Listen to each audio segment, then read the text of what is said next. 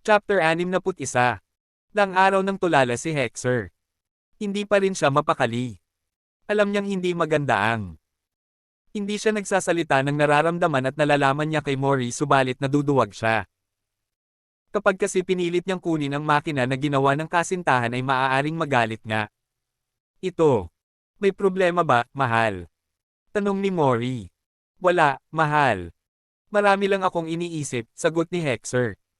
Huwag ka nang mag-isip pa ng kung ano-ano pa. Okay na ang libana at masaya na ang mga tao. Kita mo naman sa balita, di ba? Ang mga dating mga parang hayop na tao ay naging normal. Bigla. Kawakas, nakawala rin sila mula sa kapangyarihan ni Zero, wika ni Mori. Isang walang kabuhay-buhay na ngiti ang naging tugon ni Hexer sa kasintahan niya. Si Cedric naman ay pasulyap-sulyap din sa kaibigan niya at para bang sinasabi na magtanong na. Siya. Dahil sa sobrang gulo ng isip niya ay minabuti ni Hexer na puntahan ang ninong Froilan niya. Kahit paano ay magaling na ang mga sugat nito at maayos na rin ang lagay ng lalaki. Natuwa naman si Froilan nang makita siya. Oh, akala ko hindi mo na ako dadalawin kasi payapa na ang lahat.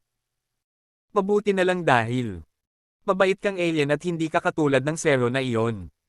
Hindi ko talaga akalain na ganoon pala si Donald.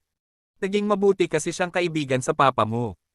Iyon pala, sinadya kanyang hintayin. Na lumaki para makabalik siya sa daigdig niya, kwento ni Froilan. Matagal ko rin inisip kung bakit niya ako hinayan pang mabuhay. Mabuti at hindi niya talaga gustong sakupin ang mundong ito kasi kung nagkataon na noon ay nagpamalas ng kapangyarihan ay baka nagunaw ang mundo ng mga tao, sabi naman ni Hexer. Hindi niya kayang mabuhay rito na matagal kaya wala talaga sa plano niya ang sakupin. Ito. Diyon ang ikinagagalit niya kaya nagmamadali na siyang bumalik ka rin sa mundo mo, wika ni Froilan. Wala akong plano na iwan pa ang mundong ito, ninong. Mahal ko si Mori. Ngunit may mga bagay na gusto kong sabihin sa kanya ngunit hindi ko masabi dahil natatakot ako na. Maging dahilan iyon ng hindi namin pagkakaunawaan, nahihirapan na sabi ni Hexer.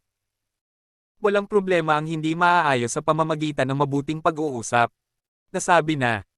Takiniyan ni Cedric at kinausap na ako ng kaibigan mo. Tama siya, huwag mong gawin ang ayaw ni Mori. Tahalip mag-usap na lang kayo. Dahil sa mga sinabi ni Froilan ay nakabuo ng desisyon ng Mafia Prince ng Hito. Ngunit, bago siya maghanda sa gagawin niya ay mas minabuti niyang tumuloy muna sa libingan ng mga magulang niya. Katabi ng mga ito ay puntod ni Carl na buong tapang na iniligtas si Mori. Thank you, Uncle Carl. Naging masama ka man, sa huli ay ipinakita mong kaya mong magbago. Kaya nga lang ang mga panahon na sana ay naging masaya tayo. Ngayon ko, naunawaan na hindi talaga makabubuti ang kasamaan at inggit, bulong ni Hexer habang tinatanggal ang mga maliliit na damo na sumisibol na sa paligid ng puntod. Tumangala si Hexer sa langit. Tatingin niya ay uulan dahil makulimlim kahit 2:00 pa lang ng hapon. Malakas na sumigaw ang binata. Daddy, Mommy, kumusta na kayo? Sana ay proud kayo sa kin. Isang malakas na kulog ang naging sagot ng langit sa sigaw ng Mafia Prince. Dahil nagsimula ng pamatak ang ulan kaya tumakbo na siya pauwi.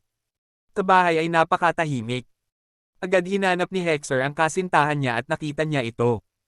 Sa maliit na silid na nagsilbing laboratorio nito.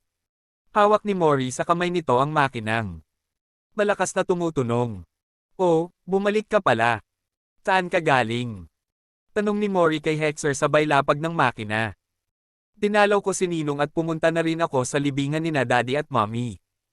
Bakit? Hawak mo ang makina na iyarn, tanong ni Hexer. Ngumiti si Mori. Handa na siyang ipagtapat sa kasintahan ang totoo. Hinintay niya lang. Talagang matapos ang mga problema nito para hindi na siya makadagdag pa. Mahal, katulad mo ay isa rin akong Feroian, na kayo kung sabi ni Mori.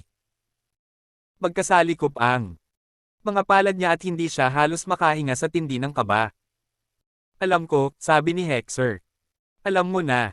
Ngunit paano? Napatayo si Mori ngunit napaupo ulit. Akala niya ay magugulat si Hexer pero siya ang Noindang, si Hexer naman ay napangiti. Nagpapaasikaso na sana siya para sa dinner date. Under the moonlight at doon niya balak kausapin si Mori pero nauna na itong magtapat sa kanya. Kailan mo pa alam na Feroian ka rin? Tanong ni Hexer. Umupo siya sa upuan na nasa tapat ng silya ni Mori at hinawakan ang mga kamay nito. Bumalik na ba ang lahat ng alaala? Oo, bumalik na. Date ko na nalaman. After ko lang magawa ang program nitong machine. Kaya ayaw kong ipahiram ito sa iyo kasi baka hindi mo matanggap na Feroian din ako. Naiintindihan ko na kung bakit pinipigilan ng bathala ang pagmamahalan natin. Bawal kasi. Tayong mga Feroian na umibig. Sabi ni Mori. Tao na tayo ngayon, wika ni Hexer. Tiningnan ng binata sa mata ang kasintahan niya. Kinukumbinsi niya ito dahil natatakot. Siyang baka isuko siya nito dahil sa batas ng Feroe. Alam kong tao na tayo kaya nasasaktan ako kung hindi talaga tayo papayagan ng bathala. Taka kahit noong nasa Feroe pa tayo ay hindi rin ako maihiwalay sa'yo. Ako ang Feroian na. Hinawakan mo noon sa balikat at dinikitan mo ng noo habang sinasabi mong gusto mo rin. Maranasan ang umibig. Ganon din ang hiling ko noon. Pareho tayo, pahayag ni Mori. Ikaw iyon. Kung ganon isa kang mandirigma na mahilig gumawa ng mga makabagong gamit sa Feroe, di ba? Paano kang napunta sa mundo ng mga tao? Halo-halo ang emosyon ni Hexer habang nagtatanong siya. Hindi makapaniwala si Hexer na ang babaeng minamahal niya ngayon ay ang Feroian din. Na palaging nakadikit sa kanya noon. Kahit kasi saan siya pumunta ay kasama niya ang Feroian dahil sa isa ito sa pinakamagaling sa kanilang lahi. Tumayo si Mori. Kumuha siya ng tubig para basain ang nanunuyo niyang lalamunan. Dahil sa sobrang kagustuhan kong makagawa ng isang makabagong sandata na pwede mong magamit sa pakikipaglaban kaya mas pinili kong sa Lambani na lang pumirmi. Nang nagtago ang malaking buwan ng Feroe.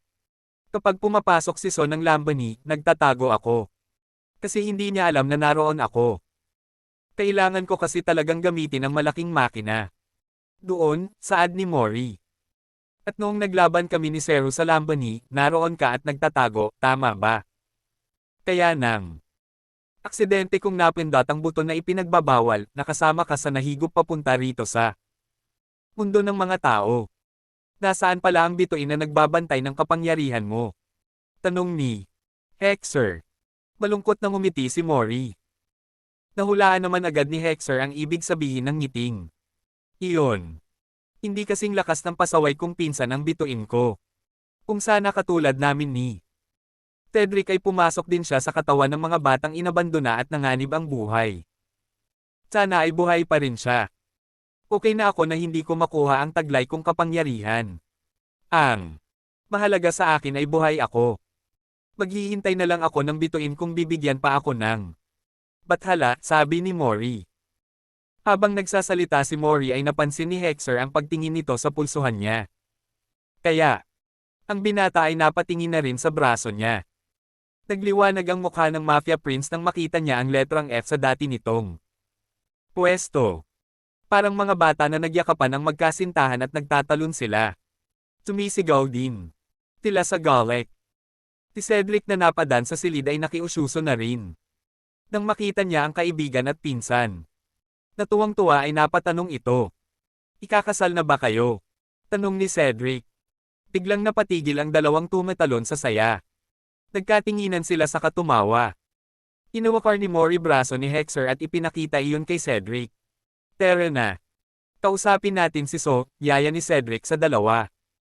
Mabilis na kinuha ni Hexer ang AHX2 machine at AHX at naghanda siya para sa pag-uusap nila ni So. Nang magbago ng kulay ng screen ng telebisyon ay magkakadikit ang ulo ng tatlo habang nag-aabang na lumabas si So.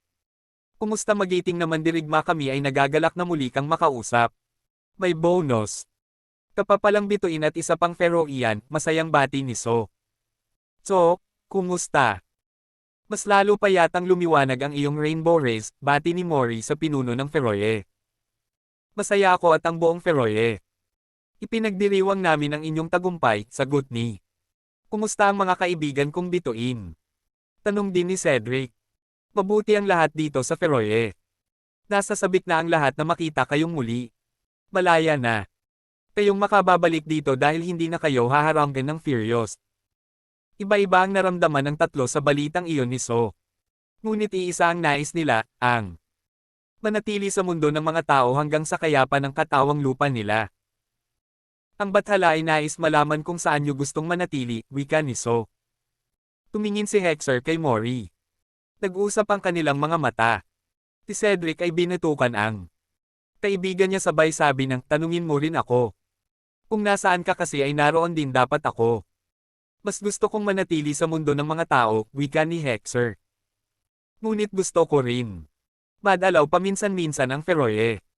Diyon din ang nais ko, magkasunod na wika ni na Cedric at Mori. Kung ganon, ang nais nyo ay matutupad. Dahil wala namang banta sa mundo ng mga tao, ikaw Cedric ay pwede na rin mamuhay na malayo kay Hexer, ani ni So. So, payag ba ang bathala? Nag-aalala na tanong ni Hexer sa pinuno ng Feroye. Oo. Payag na rin siyang magmahalan kayo ni Mori dahil napatunayan niyong kahit mayroon kayong dalawang katauhan ay kaya niyong mamuhay ayon sa daigdig na inyong ginagalawan. Nagsigawan ng tatlo dahil sa labis na tuwa. Pero iyan wakas. Makalipas ang 3 buwan, sa mundo ang mga tao, ang libana ay unti-unti nang bumabangon. Ang mayor at maging ang presidente ng bansa ay nakipag-ugnayan kay Hexer at sa tulong nila ay naging mabango ang pangalan ng Hito Mafia Group hindi lang sa buong bansa, kundi maging sa labas. Ang prinsipe ng Hito ay kinilala ng lahat dahil sa ginawa nitong kabayanihan. Maging ang mga elite force ng Hitos ay pinakikiusapan ng mga sundalo upang makasama nila ang mga ito. Sa isang malaking pagsasanay upang magkaroon din sila ng ideya kung paano ang iba pang taktika sa pakikipaglaban. Ang Sintuan Street ay maaliwalas na. Inaayos na ang mga kalsada sa lugar na iyon. Ang Bontad Street ay nagsisimula na rin ulit tayuan ng bahay ng mga tapat na Hitos.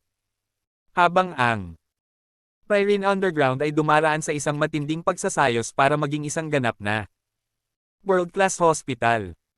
Habang nagaganap ang mga iyon ay masayang pinapanood ng mga Feroian ang mga tao. Tinusubukan na rin nila ang sasakyan na ginawa upang makarating din sa mundo ng mga tao So para madalaw nito ang mga magigiting na Feroian. Tulong-tulong ang mga kalahi ni So upang maayos at matapos na ng tuluyan ang sasakyan. Sa tingin ko ay marami pa tayong dapat ayusin o baguhin sa sasakyan na iyan. Hindi pa. Yan kaya ang makarating sa mundo ng mga tao, wika ni So. Pinadaan ba kayo ng mga Furious sa hangganan? Tanong ni Wee kay So.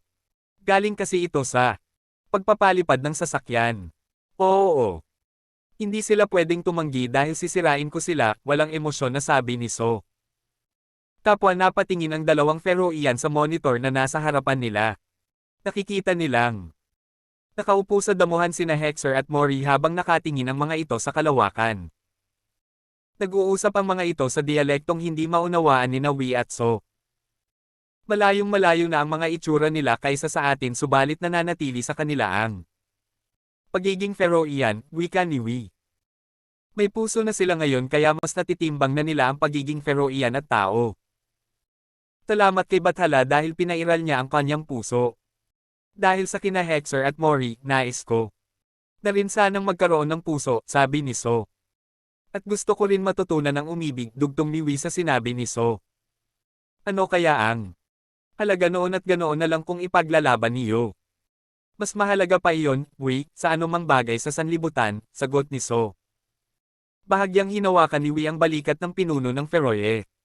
Paulit-ulit na sinasabi ng kanyang isip na gusto rin niyang mabigyan siya ng pagkakataon na umibig at kapag nagyari.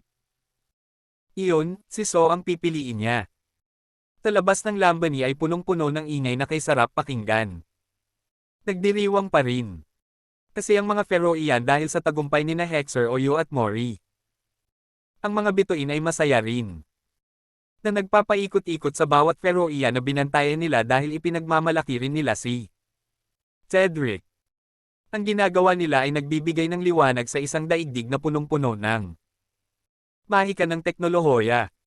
Samantala, dama ni Hexer ang malaking pagbabago sa buhay niya sa loob lamang ng 3 buwan. Masayang-masaya siya at wala siyang pagsidlan noon. Ang mga tao na kinukutya. Siya dati ay iginagalang na siya ngayon. Ang mga haters na nanatiling tapat sa kanya ay buong Golek na ipinagmamalaki siya sa ibang kakilala. Ninong, yayayain ko na si Mori na magpakasal, wika ni Hexer kay Froilan. Aba, dapat lang na iyan ang gawin mo.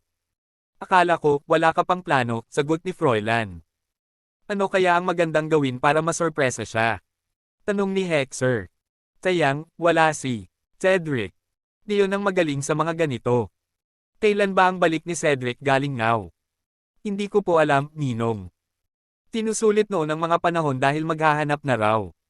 Siyang kasintahan. Bantayan mo iyang bituin mo. Baka lahat ng babae sa libana ay anakan yan. Nagkatawanan ang magninong. Sa puso ni Hexer ay masaya siya. Bukod sa mga lolo at lola. Niya na nadalaw niya na sa ngaw ay may isang ninong Froilan siyang itinuturing siyang anak. Isang taong hindi siya iniwanan kahit ano pa ang nalaman nito tungkol sa kanyang pagkatao. Nagplano ang magninong ng gagawin ni Hexer. Gusto kasi ng Mafia Prince ng Hito na masorpresa si Mori sa nakatakda niyang pagtatapat dito. Gusto niyang hinding-hindi makakalimutan ni Mori ang paraan niya ng pag-alok ng kasal. Nang matapos makapagplano ay pinulong ni Hexer ang mga matataas na pinuno ng Hitos. Binigyan niya ang bawat isa ng gagawin nila. May bibili ng mga bulaklak, may aayos ng Hito quadrangle at may mag-aayos ng iba pang mga detalye. Pagkatapos ng lahat ng pagpaplano ay lumakad na pauwi si Hexer habang sumisigaw ang puso niya sa Golek. Malayo pa siya sa bahay na tinutuluyan nila ay nakita niya agad si Mori na nasa veranda. Pidgel na pidgel siya dahil ayaw niyang makahalata si Mori sa plano niya. Subalit hindi inaasahan ni Hexer na mga nagliliparang bala ng baril ang sasalubong sa kanya. Napapatalon at napapagulong siya dahil sa takot na matamaan ng bala. Anong kalokohan ito, Mori? Hiyaw ni Hexer. Hindi yan kalokohan. Ang tagal kong naghintay sa iyo pero wala kang plano. Simula. Umpisa, laging ako ang gumawa ng paraan sa relasyon natin kaya paninindigan ko na. Teka, mahal? Pag-usapan muna natin to. Tigaw ni Hexer. Ngunit walang usap-usap para kay Mori. Palaging muntik-muntikan na si Hexer sa bawat paputok ng baril ng babae. Babae. Pakakasalan mo ba ako o hindi? Tanong ni Mori. Bahagyang napatulala si Hexer. Napatitig siya sa dulo ng baril na hawak ni Mori. Sagot. Tigaw ni Mori. Oo. Nagkakandautal na sagot ni Hexer. Good. Sige, pasok na ng bahay, nakangiting sabi ni Mori sa pinagpapawisan na si Hexer. Napakamot ng batok niya ang Mafia Prince. Tira ang lahat ng plinano niya ngunit masaya. Siya dahil sa wakas ay hindi na siya kakabahan pa para alukan si Mori ng kasal. Pagpasok ng bahay ay ngiting-ngiti si Mori. Agad naman siyang niyakap ni Hexer. Mandirigma ng Firyoa, huwag mo nang uulitin iyon. Bilang dating pinuno ay dapat mo akong igalang. Baka makalimutan kasing muli ng utak ko na kasintahan kita, bulong ni Hexer. Kay Mori. Ayaw mo kasing kumilos, himutok ni Mori. May inihahanda sana ako kaya lang inunahan mo na ako, sabi ni Hexer. Talaga? Oo, nakausap ko na nga si Ninong Froilan at ang mga opisyales ng Hitos. Sayang. Sabi ni Mori. Naranasan ko sana ang may surprise man lang. Kasalanan mo iyan. Sabad ni Cedric na kada rating lang. Inis na inirapan ni Mori ang pinsan niya. Lumabas ng bahay ang tatlo at tumungo sa likuran. Tiningnan nila ang ginagawang sasakyan ni Mori na balak nilang gamitin pabalik ng Pero kumusta na ito? Tanong ni Cedric habang hinahaplos ang sasakyan. Marami pa akong dapat ayusin pero tiwala akong mabubuo ko iyan at makadadalaw tayo.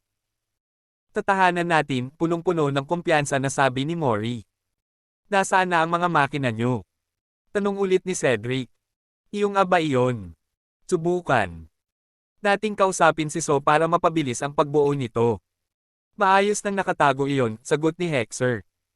Masayang tiningnan ng tatlo ang bawat detalye ng sasakyan na ginagawa ni Mori. Panay. Ang berwan nila. Hanggang sa pumikit si Hexer at dinama ang kapayapaan ng Libana. Pero aking minamahal na daigdig, muli akong aapak sa iyong mga lupain sa mga susunod na panahon, bulong ni Hexer habang hawak ang kamay ni Mori. Ang lagusan ng Feroye ay palaging nakabukas para sa iyo, Yu. Ang Feroye ay maghihintay. Lamang sa muli mong pagbabalik, magiting na bayani, sagot ni So. Sa kalangitan ng tirek na araw ay biglang nagpakita sa buong Libana ang isang makulay na tanawin na noon lamang nasal ayan sa mundo ng mga tao. Isa iyong kakaibang liwanag ng mga ulap. Lahat ay nagtataka, lahat ay nagtatanong, ngunit hindi sina Hexer, Cedric at Mori. Ang kakaibang kaganapan na iyon ay saya ang dulot sa mga Feroian na malayo sa kanilang tahanan. Isa iyong biyaya ni Bathala na kahit kailan naisin ni na Hexer, Cedric at Mori na bumalik sa Feroye ay pwede nilang gawin at pwede rin silang bumalik ulit sa mundo ng mga tao. Hindi makapaniwala si Hexer na pwede na silang magpatawid-tawid sa Feroye at sa mundo ng mga tao. Natutuwa siyang hindi na siya kailan ginang mamili sa dalawang daigdig dahil ang pagmamahal niya para sa kanyang mga tahanan ay nag-uumapo sa kanyang puso. Bilang the Feroian Mafia Prince, hindi na niya kailangan pang matakot o magtago dahil taglay niya ang kapangyarihan na tanging puso lamang ang nakakaalam.